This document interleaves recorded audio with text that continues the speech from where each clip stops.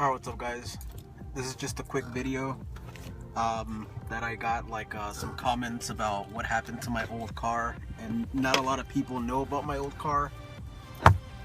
And yeah, well, I used to have a 1996 Acura Integra DC4 RS. I don't know what it stands for, to be honest, but it was the stripped down model, the stripped down version of it.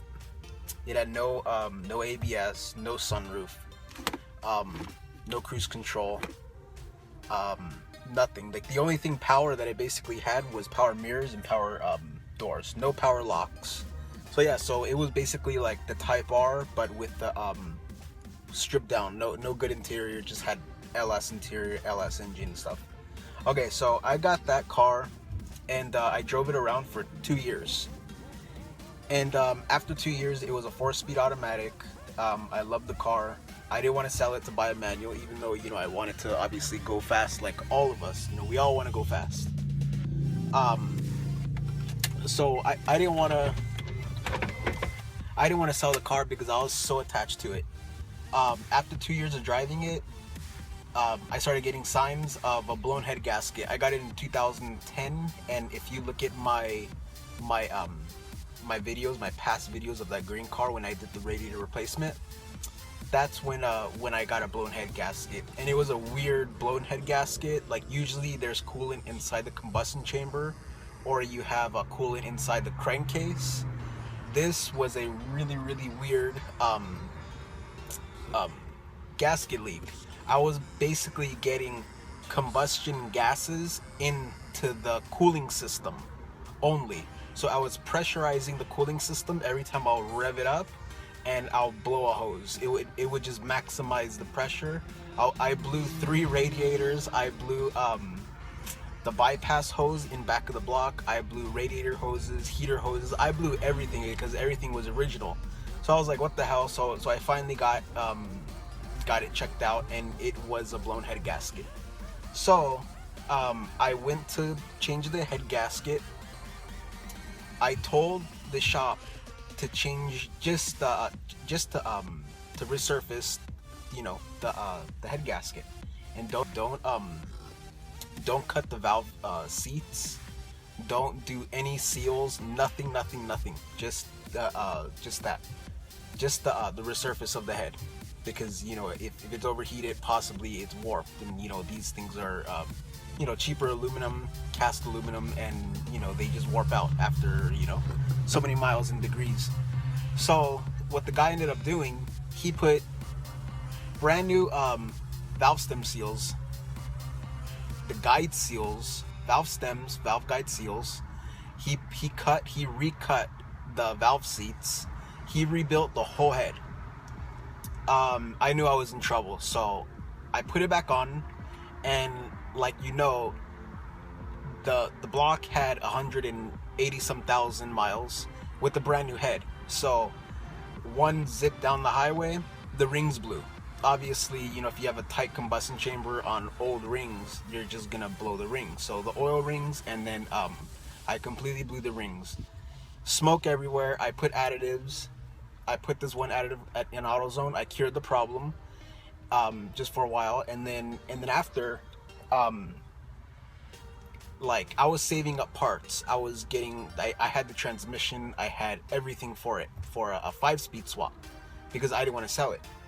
So I decided I'm gonna go LSV Tech. Just all of a sudden, I went LSV Tech. I went on Honda Tech. I searched, and there was a 1991 B16A JDM engine, and I bought it off a guy for $300. B16 long block. It was a 1991. It was a vintage engine. Like it came out of a CRX. I mean, it's a pretty cool engine, you know. It's not like a new type of VTEC engine, new casting. So I was gonna go, you know, B18 B1 block, B16 head, and then I just ended up going full rebuild. I put Gates timing belt. I think they were Keen bearings. I put OEM Honda oil pump Gates um, timing belt, king bearings. I put the LSV Tech conversion head gasket, uh, the pressure line, B16 head, B16 manifold, all the sensors, everything. I got a new clutch. All the sensors from my old B1 I put back on there, so it was just a plug and play. It was beautiful. So I dropped the engine myself. I sent it out, had the machining. I put Type R pistons. It was 81.5 millimeter, overbore.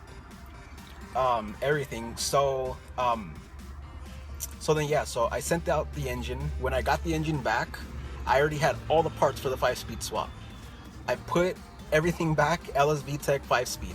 I started the car up, and it was an absolute monster. It was a beast. It pulled harder than any car I ever drove. It opened up. All it wanted to do was just rev and breathe.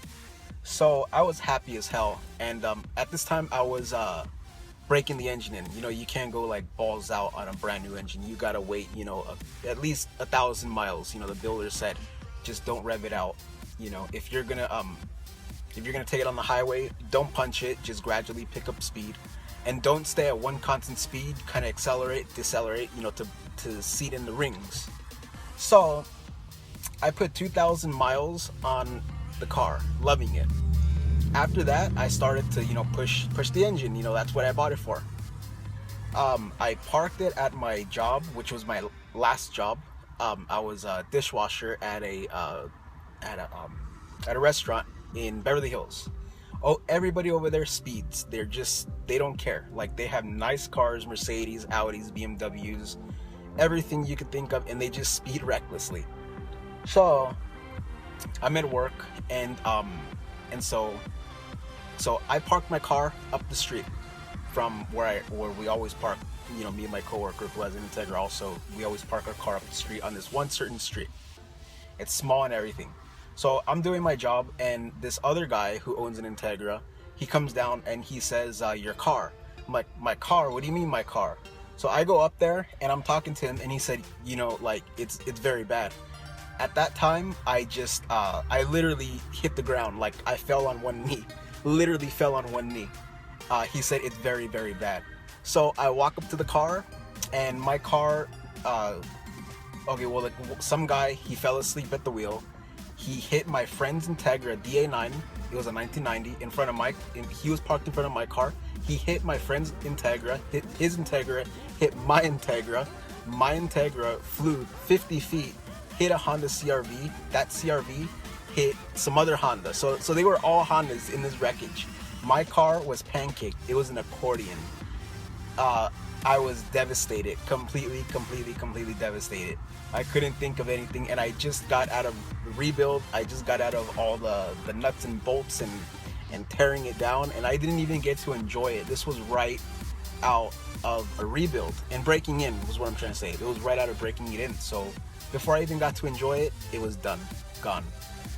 So after the insurance, we walked up there, and me and my friend, because we just got our car smashed, Sheriff was there, and Sheriff was actually holding us back because they thought we were gonna attack the guy or something, which was pretty hilarious. I wanted to, but I kept my cool. I was just shocked. I was almost in tears, almost, and I'm being brutally honest.